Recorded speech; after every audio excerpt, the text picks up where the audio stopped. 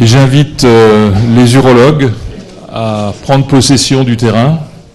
Et donc, c'est Emmanuel Chartier-Kassler et Pascal Richman qui vont modérer la séance. Je les invite à venir ici. Allez-y. Qui c'est qui modère le plus? C'est moi. Oui, donc au milieu, alors.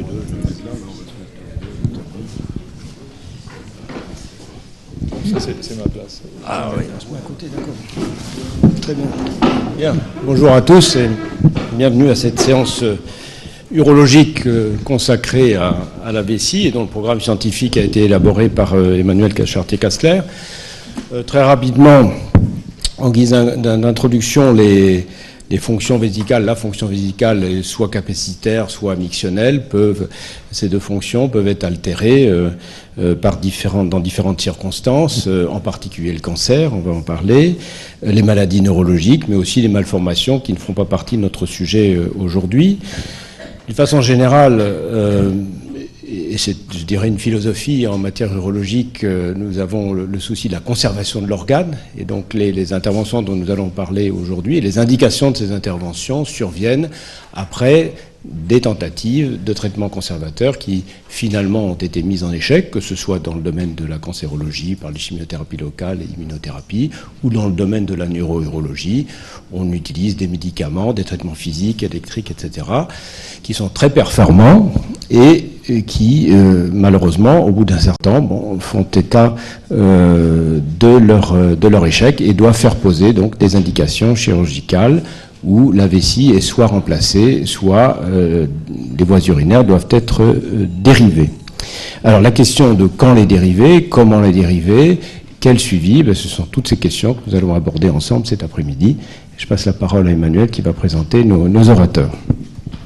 Merci Monsieur le Président, chers confrères, c'est un plaisir de gérer cette session qui va donc passer en revue les sujets d'actualité. On commence par le premier sujet d'actualité dans le cancer de vessie. Vous avez dû voir de temps en temps des articles de presse sur le sujet. C'est le problème du cancer de vessie et maladies professionnelles.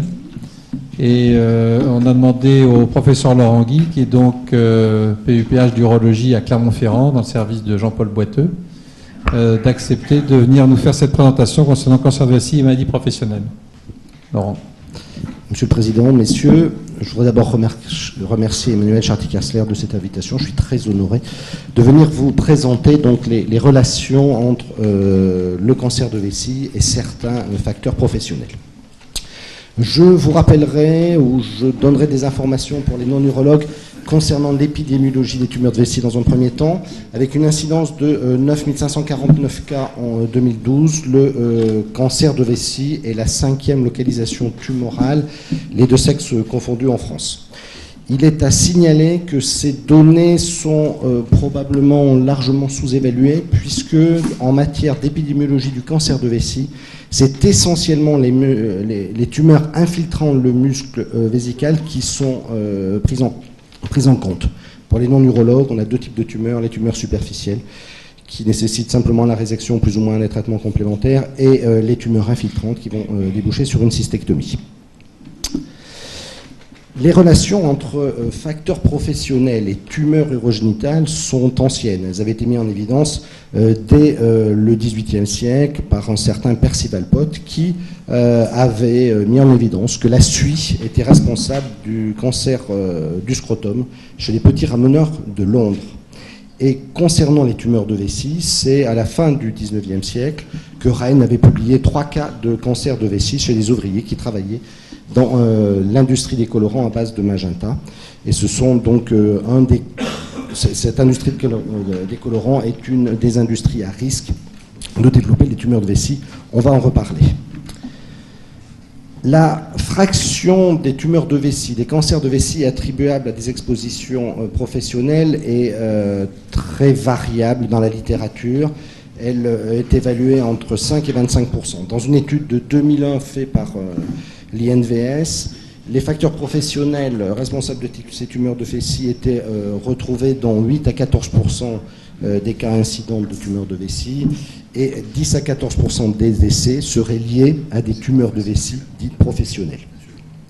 Ce qu'il faut savoir, c'est qu'il y a deux grands types de facteurs professionnels, avec d'un côté les amines aromatiques, on va en reparler, et d'un autre côté les hydrocarbures polycycliques. Il y a d'autres facteurs de risque, d'autres facteurs professionnels, mais qui sont plus inconstamment retrouvés. Alors, concernant effectivement les populations exposées, dans une étude du Centre international de recherche contre le cancer, la fraction des cancers de vessie attribuables à des agents classés 1, c'est-à-dire des agents pour lesquels le risque est certain, était de l'ordre de 5% chez l'homme et de 0,6% chez les femmes. En sachant que les risques que la fraction attribuable donc, aux hydrocarbures polycycliques était de l'ordre des 3% chez les hommes et de 0,3% chez les femmes. Pour les amines aromatiques, c'était à peu près, il n'y avait pas de sexe, il n'y avait pas de différence en termes de sexe ratio, était de l'ordre de 0,3 à 0,4%. Ce qui représente à peu près 900 000 salariés potentiellement exposés à ces facteurs professionnels, cumulés, aussi bien les hydrocarbures polycycliques que les amines aromatiques, avec un peu plus de 700 000 salariés qui sont exposés au gaz d'échappement diesel, c'est-à-dire aux hydrocarbures polycycliques, et à peu près 117 000 salariés exposés au goudron de houille et leurs dérivés. Les amines aromatiques, même si elles sont plus agressives pour faire naître les tumeurs de vessie professionnelles, n'exposent qu'environ 70 000 salariés. Pour classer effectivement ces facteurs professionnels, dans la littérature, il y a 3 classifications. La classification dite française, avec 4 niveaux de risque. Et comme je vous en parlais tout à l'heure, effectivement, le groupe 1 et le groupe essentiel, c'est les cancérogènes qui sont certains pour l'homme. Il y a 2 autres groupes pour lesquels il y a plus de doutes quant à l'imputabilité des facteurs professionnels. La classification dite européenne avec 3 catégories, et enfin la classification américaine qui est plus simple, avec uniquement 2 classes. La classe A avec des substances connues pour être cancérogènes pour l'homme et des substances probablement cancérogènes pour l'homme. Ces classifications aboutissent globalement au même résultat pour la plupart des amines aromatiques. Effectivement, quand on regarde les 3 classifications, pour les principales amines aromatiques impliquées dans les tumeurs superficielles, c'est-à-dire la benzidine et l'énalphénilamine notamment, eh bien effectivement elles sont retrouvées classées pratiquement de la même façon. Il y a des discordances pour certains composés, notamment la MBOCA et l'orthotoluidine. Alors quelles sont les principales industries qui utilisent ces amines aromatiques? Eh bien c'est essentiellement les industries des colorants, donc l'industrie textile notamment, mais également l'industrie du cuir et aussi les industries chimiques et pharmaceutiques et enfin l'industrie du caoutchouc. Et c'est pour ça que je me suis pas mal intéressé à ça, pour les raisons que vous imaginez venant de Clermont-Ferrand. Venons-en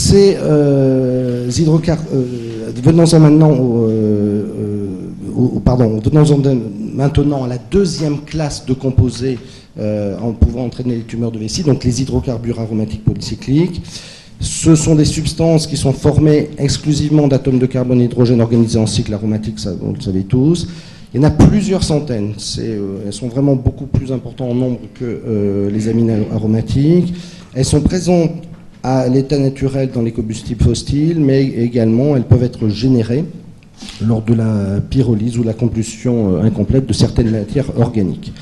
Et ces hydrocarbures polycycliques proviennent de la combustion de carburants, notamment les fumées de diesel, de la combustion domestique, de la production industrielle et des incinérateurs. Si bien que les principales industries qui vont utiliser ces hydrocarbures polycycliques, c'est les industries de coquerie, de distillation du charbon, la fabrication des câbles, la fonderie de fonte ou d'acier, les ramonages, l'entretien de chaudières, la fabrication d'aluminium et l'asphaltage. L'asphaltage particulièrement, notamment les asphalteurs, ceux qui sont derrière les camions qui sont sur nos routes. Les hydrocarbures polycycliques ont une classification comparable aux amines aromatiques. Par rapport à ce que je vous disais tout à l'heure, on a beaucoup plus, notamment dans la classification américaine, de groupe 2 que de groupe 1. Globalement, ces carcinogènes seraient quand même moins agressifs que les amines aromatiques. Par contre, plus de travailleurs sont exposés à ces hydrocarbures aromatiques polycycliques. Il y avait eu plusieurs études pour véritablement documenter l'imputabilité de ces amines aromatiques dans la genèse des tumeurs de vessie. Je vous en ai cité 3, l'étude canadienne. Sans rentrer dans les détails, elle démontrait effectivement que les sujets qui avaient travaillé en fonderie d'aluminium avaient un risque significativement augmenté de développer une tumeur de vessie. Et ce risque était également important. Il y avait une majoration du risque pour les sujets exposés également à l'asphalte.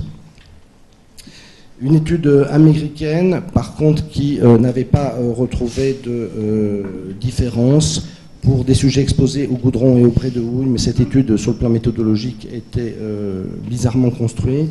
Et enfin, une étude française qui avait montré qu'il existait véritablement une relation dose-effet significative. Plus on était exposé à une quantité importante d'hydrocarbures polycycliques, plus on avait un risque de développer une tumeur de vessie.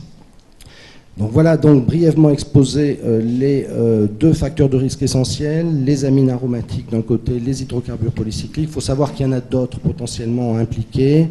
Notamment les nitrosamines, mais qui se rapprochent assez des amines aromatiques, et également d'autres qui sont évoquées, mais qui ne rentrent pas dans le cadre de tableau de maladies professionnelles, puisque pour les hydrocarbures polycycliques et les amines aromatiques, il y a un tableau de maladies professionnelles pour chacune de ces constituants. Et donc le perchloréthylène est éventuellement proposé comme pouvant favoriser les tumeurs de vessie, ainsi que l'exposition au trichloréthylène. Et l'arsenic, par contre, mais ce n'est pas dans le tableau général, dans le tableau de maladie générale, c'est par contre dans le régime agricole, et il est considéré comme un agent cancérogène certain pour les tumeurs de vessie. Il faut dire que l'arsenic et ses dérivés sont employés comme insecticides, herbicides et fongicides. Ce qu'il faut également bien savoir, c'est que les cancers d'aujourd'hui sont les résultats d'expositions d'hier. Et les cancers de vessie résultent d'une exposition d'il y a 10 ou 20 ans. Pour être reconnu en maladie professionnelle, pour les amines aromatiques, il faut minimum 5 ans d'exposition, minimum 10 ans d'exposition pour les hydrocarbures polycycliques. Et avec les années, beaucoup de ces produits ont été interdits, beaucoup ont été remplacés. Il y a eu des méthodes pour lutter contre l'exposition. Et globalement, au fur et à mesure des années, les travailleurs sont de moins en moins exposés à ces carcinogènes. Il faut savoir, je vous ai donné les chiffres généraux tout à l'heure d'épidémiologie concernant les tumeurs de vessie. Ces tumeurs de vessie, elles diminuent en incidence depuis les années 80, peut-être aussi dû à cette prévention des carcinogènes industriels. Un autre élément à connaître, c'est que tous les travailleurs ne sont pas égaux devant les carcinogènes. Il y a des facteurs de susceptibilité génétique, ça c'est très intéressant, qui commencent à être bien individualisés maintenant. Il faut savoir que tous ces cancérogènes subissent plusieurs transformations métaboliques qui vont conduire à leur élimination, qui conduisent également parfois à la formation de composés qui sont aussi des carcinogènes. Il y a globalement 2 phases de biotransformation avec une phase d'oxydation ou d'activation et ensuite une phase de détoxification qui se fait avec essentiellement 2 enzymes qui sont importantes, les glutathions S-transférases et les arylamines N-acétyltransférases. Ces 2 enzymes sont importantes et surtout elles sont en quantité variable selon chaque individu. Si bien qu'on pourra avoir, effectivement, selon le génotype de l'individu, une détoxication plus rapide et donc un risque moindre à ce moment-là de développer une tumeur de vessie. Et je vous ai mis ce tableau puisque actuellement on considère qu'il y a essentiellement deux phénotypes intéressants qui sont le phénotype NAT2 lent. NAT2, c'est ce dont je vous parlais tout à l'heure, c'est-à-dire les arylamines N-acétyltransférase. Pardon. Et un autre qui est, pour lequel le risque est établi, c'est GSTM1. Et si effectivement le sujet a un génotype nul ou très faible, on a un risque bien supérieur à ce moment-là de développer une tumeur de vessie. Alors bien entendu, il n'est pas question de regarder pour l'instant quel est le génotype des travailleurs pour les exposer à tel ou tel carcinogène, mais c'est quelque chose effectivement pour lequel on pourrait se poser la question. Alors, comment reconnaître une tumeur de vessie comme maladie professionnelle? D'abord à l'interrogatoire, bien évidemment.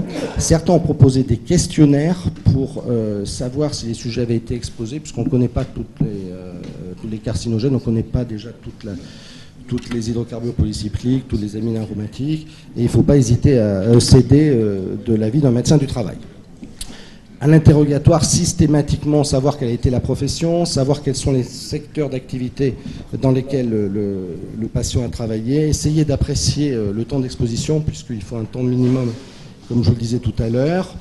Il y avait eu une enquête dans la région PACA, qui n'est pas très ancienne, qui précisait que le fait de poser des questions sur les expositions professionnelles passées était significativement lié au fait de proposer de déclarer le patient en maladie professionnelle devant une tumeur de vessie. On s'était rendu compte que la plupart des urologues, plus de 80%, posaient la question, et que sur l'année qui avait précédé cette enquête, il y avait 7% des urologues qui avaient rédigé un certificat de maladie professionnelle. Alors les questionnaires, il y en a plusieurs, aucun est véritablement validé. C'est celui qui avait été fait à Rouen, auquel on avait contribué, qui était assez simple, avec 25 questions, et pour chaque question, il y avait 3 possibilités de réponse. Oui, non, ne sais pas. Là, c'est une question toute simple. Avez-vous travaillé à la fabrication de colorants? Il ne faut pas hésiter à céder d'un avis auprès d'un médecin du travail s'il y a des doutes sur l'utilisation des produits potentiellement impliqués et s'il y a des doutes sur le risque par rapport à l'activité exercée. Il y a une faible proportion, malgré tout, des tumeurs de vessie reconnues en maladie professionnelle, puisque sur une année, on est entre 20 et 30, ce qui est faible par rapport aux chiffres que vous annoncez, probablement du fait d'un problème de sous-repérage, d'un problème de sous-déclaration et de sous-réparation. Pourtant, il y a 2 intérêts. Un avantage en nature, puisque la maladie est prise en charge à 100%, lorsque la maladie est reconnue en maladie professionnelle. Il y a un avantage en espèces, avec le versement d'une rente. Rapidement, pour terminer, comment déclarer? Bien, c'est très simple.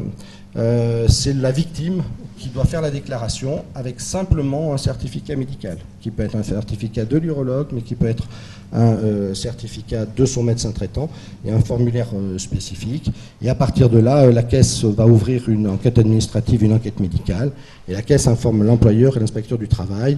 Et pour déclarer, en fait, c'est très simple. Soit toutes les conditions sont remplies et le sujet est alors déclaré en maladie professionnelle parce qu'il rentre complètement dans les conditions du tableau 15 ter ou 16 bis, soit il y a une commission qui se réunit pour préciser si le patient peut être déclaré en maladie professionnelle. Et au total, donc, il persiste effectivement en France une sous-reconnaissance des tumeurs de vessie en maladie professionnelle. Seul l'interrogatoire du patient et le questionnaire validé permettront d'améliorer cette reconnaissance. Et il est important de bien connaître la procédure, mais qui est simple, de déclaration en maladie professionnelle. Je vous remercie. Merci, Laurent. Donc, je suis venu me mettre là parce que je suis ton commentateur pour ouvrir la discussion.